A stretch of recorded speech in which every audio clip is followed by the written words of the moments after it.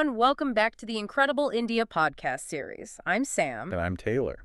Today, we're plunging into a story from the heart of India that, well, it utterly defies conventional wisdom. It really does. We're talking about a community that has lived side by side with one of the planet's most formidable predators, the Asiatic lion, for centuries. And they've found not conflict, but this profound, almost mystical balance. A balance many would just consider impossible, frankly. Exactly. And our mission in this deep dive is to really understand how they've achieved it. How is this even possible? It's an incredible testament to how deeply ingrained cultural beliefs, rather than just practical stuff, can fundamentally shape how humans and wildlife interact. It challenges so many of our modern assumptions. Absolutely. Our journey today is guided by an article titled The Maldharis and Their Sacred Bond with the Lions from 5 Census Tours. It offers this unique, almost intimate perspective right from the heart of the Gir forest. It reveals a way of life that, honestly, it just captivates the imagination. Indeed it does. And it prompts us to rethink what coexistence truly means, especially, in environments that are under increasing human pressure everywhere else. Okay, so to truly appreciate this bond, let's try and transport ourselves there. To dawn in the Gir forest, because the article paints such a vivid picture. Set the scene for us. Right. Imagine the sun just beginning to warm the air, maybe a gentle mist still clinging to the ancient trees. There's this hush over everything, broken only by the rhythmic, almost meditative chime of cattle bells. Okay, I can picture that. And then you see a Maldhari herdsman, his figure slender in traditional white attire, walking barefoot, guiding his buffaloes towards a watering hole. It's a scene, the article points out, that has unfolded right there for countless generations. And here's where it gets really interesting, because somewhere, often unseen in the, dense undergrowth, an Asiatic lion is watching. Yeah. But what's remarkable, truly remarkable, is the complete absence of fear in the man's eyes. And, crucially, no aggressive intent in the lion's gaze either. It's hard to wrap your head around. It is, because in conventional wildlife management, free-ranging livestock inside an apex predator's territory, that's often seen as a direct recipe for conflict. Right. You'd expect losses, communities upset. Exactly. Significant economic losses, and often, tragically, retaliatory killings of the predators. Yet in Gir, this moment isn't tense. It's quiet. Mutual acknowledgement. It really makes you pause, doesn't it? To imagine that level of just calm between such powerful creatures and humans. It's astounding how this seemingly dangerous dynamic is just normalized into daily life there. Absolutely. And what's fascinating here is that Gir isn't just a place where lions live. It's literally the only place in the entire world where humans and lions have consistently shared a home for centuries. The only place. Wow. Yes. And this stands in stark contrast to, almost everywhere else globally, where growing human populations and habitat encroachment lead to escalating conflict, often with tragic outcomes for both people and predators.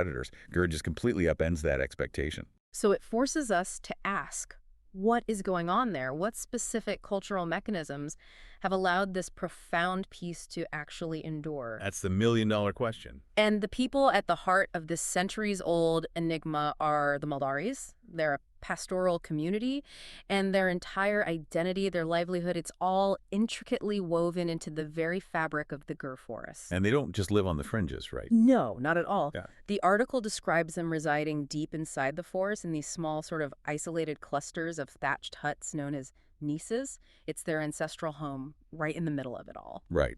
And their livelihood, their very existence, is entirely dependent on their cattle, which graze freely throughout the forest, meaning like directly within the lion's domain. Okay, so that raises an important question, one that really challenges those conventional wildlife management models. Definitely. In a world where livestock and predators are almost universally seen as fundamentally incompatible, how can such intimate proximity with vulnerable cattle just readily available not lead to constant devastating conflict? Yeah. You're talking about an apex predator with a natural instinct to hunt and, a readily available food source that directly impacts human survival. It just shouldn't work on paper. You would absolutely think that, wouldn't you? That it would be a recipe for disaster. But this is where the story takes a truly remarkable turn. It reveals what the article beautifully calls their sacred bond. Okay. When a lion takes a buffalo or a cow, and let's be clear, it does happen, it's not like it never occurs, the Maldharis' reaction is utterly surprising. How so? There's no cursing, no anger, no, forming a posse to go after the lion. Instead, they simply accept it. Accept it, just like that. Just like that. They have this profound traditional saying passed down through countless generations. It is the will of the forest. Wow.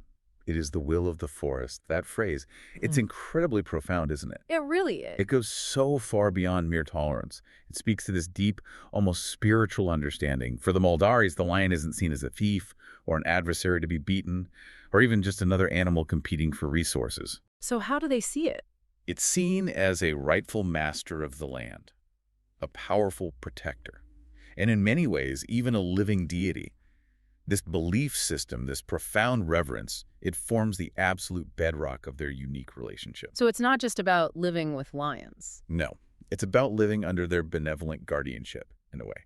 They fundamentally believe they are guests in the lion's home, and the lion has a sovereign right to be there and, well, to take what it needs sometimes. That's such a critical observation, and it's not just some abstract philosophy either. This reverence is deeply embedded in their daily lives and their rich folklore, too. Like actual stories. Yeah.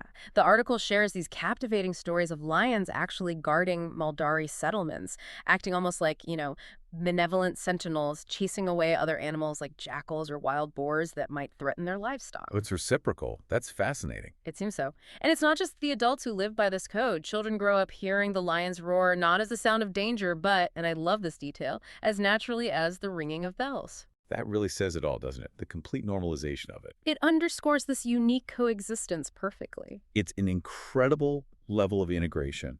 It signifies a complete acceptance of their place within the ecosystem, not somehow separate from it or above it. Their relationship isn't built on dominance. Humans trying to control or eliminate the lions, or the lions trying to drive out humans. It's built on Profound, deeply ingrained coexistence based on mutual respect. They understand their place, and this has allowed this delicate balance to persist for centuries, a balance that frankly defies what most modern conservation efforts struggle so hard to achieve elsewhere. It truly does. And, well, that makes you ponder the broader implications for us, right? For you listening right now. What can we actually learn from this extraordinary way of life in Gur? Yeah, what are the takeaways? What profound lessons does it hold for our own interactions? Not just with the wild, but maybe with the world around us, even with each other? That's a crucial point, I think. Because the Maldharis world, it teaches us something modern life often forgets. That humans and wildlife can live together. If, and it's a big if respect, patience, and faith are stronger than fear. Stronger than fear. That's powerful. It's a profound challenge to our own sort of default settings. Think about it. How often do we approach similar situations, whether it's conservation, community relations, even personal challenges, from a place of fear? Or a need for absolute control or a desire to dominate. What might shift if we started, like the Maldharis do, with profound respect, with patience, acknowledging maybe a will of the forest in whatever challenges we face? It forces us to think critically about how much fear dictates our choices, instead of trying to foster understanding and maybe a deeper acceptance that we're all connected.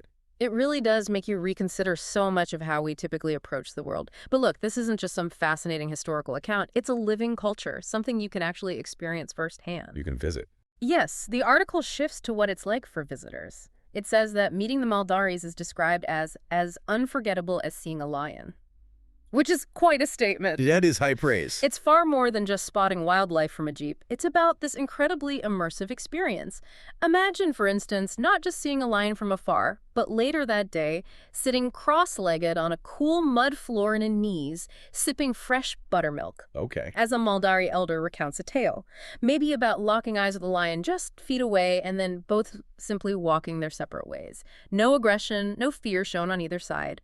That's a different kind of encounter altogether, isn't it? It absolutely is. And that reinforces the idea that a trip to Gur is so much more than just a wildlife safari. It's described, I think, rightly as a cultural journey. Yeah. Where you witness not just nature's raw power, the sheer majesty of the Asiatic lion, but also the delicate human bond that has kept it alive. It's a successful, centuries-old model of integrated living, not just observation from a safe distance. A living example? Exactly. It's a testament to the fact that when we approach nature, and maybe other cultures too, with genuine respect and understanding, rather than just as something to be managed or overcome, well, extraordinary things can happen. It offers a real, tangible counter-narrative to that pervasive story of human-wildlife conflict we hear so often. It's a truly profound insight, isn't it? So, wrapping this up, what does this all mean for us? What's the bottom line? I think the story of the Maldharis and the lions of Agar is just this powerful reminder of the potential for profound coexistence.